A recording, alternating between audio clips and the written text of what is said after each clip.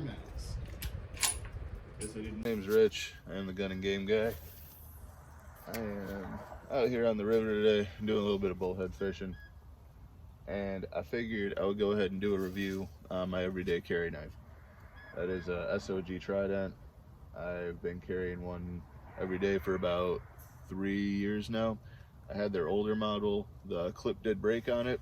After the clip broke, I went with that one for a little while. It's about $100 knife when all was said and done. A little bit less. I think it was 90 something out the door.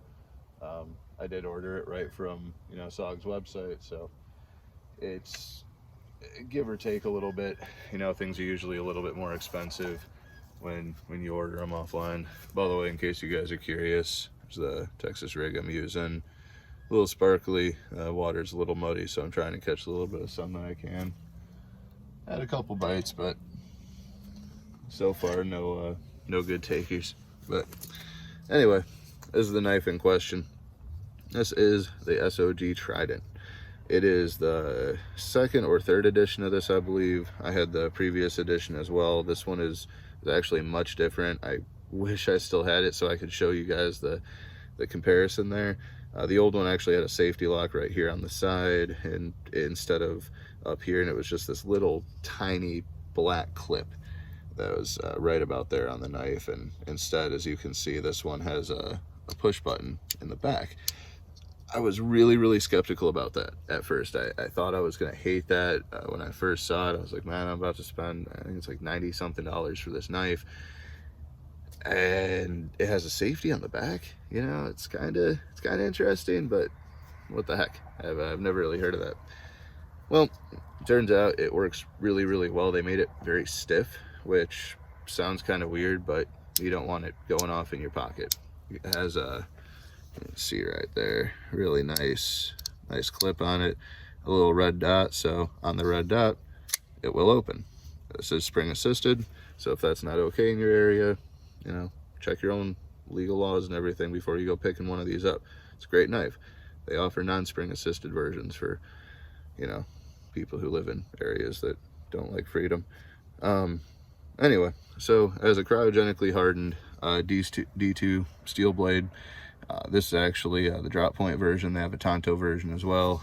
The Tonto version works great. That's actually what my old one was, and I decided to opt for the drop point because I wanted more of a all-purpose knife. I wanted this to carry when I was hiking and camping. The last one did so well with me that I didn't really want to get away from it. I decided to kind of get away from the fixed blades a little bit. You guys that have been with my channel for a little bit saw the last review I did on my Bear Grylls knife. Amazing knife. I love it. It wouldn't trade it in for anything for what it's for. If I'm splitting firewood, that's my guy. This thing is for finesse. I can feather a stick with it really well. I can skin a deer with it really well. It holds an edge. I mean, this thing, let me see if I can get a close-up of this blade for you. So I've sharpened this knife 3 times since I've had it. I've had it for about 8 months now. As you can see right about there, there's a tiny little chip in the blade. I don't remember what caused that, but I'm assuming I did something stupid because it's a very hard knife, and I use this thing a lot. So onto the texture. The texture on the grip is absolutely phenomenal. I do forget what the material of the handle is. I believe it's Kydex. I might be mistaken about that, but the texturing on it is absolutely phenomenal. Even when it gets wet, it almost feels like it grips better when it's wet. That sounds kind of silly, but it obviously, when it's soaking wet, it's a little slippery, but the way your hand locks into it, you'd have to feel it to kind of understand. Now, the other thing I like is for when you're doing fine work, it's got these ridges across the spline, so you can really, get in there, do your nice fine working. You can also use this thumb spot for doing your feathering. It's just, for that, it's absolutely wonderful. Now, this is also kind of cool. It's an ambidextrous lock. I can't think of the word of it, to fold the dang knife. Anyway, so as you can see, it's on that side. It moves both when you pull it. Slide it back, knife folds nice. Lock the safety. It will not open. Like you can pull on that thing as hard as you possibly can, it's not coming open on yet. It also has a little window breaker right here.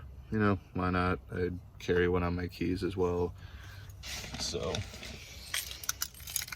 I carry this little guy. This thing works probably better, but it's always better to have two than none, right?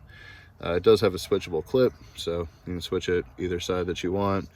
It has a nice little D-loop if you want to use that. I've never found a purpose for that on a knife, but it does make a nice little hard pummel, so that's a good option. I do appreciate that.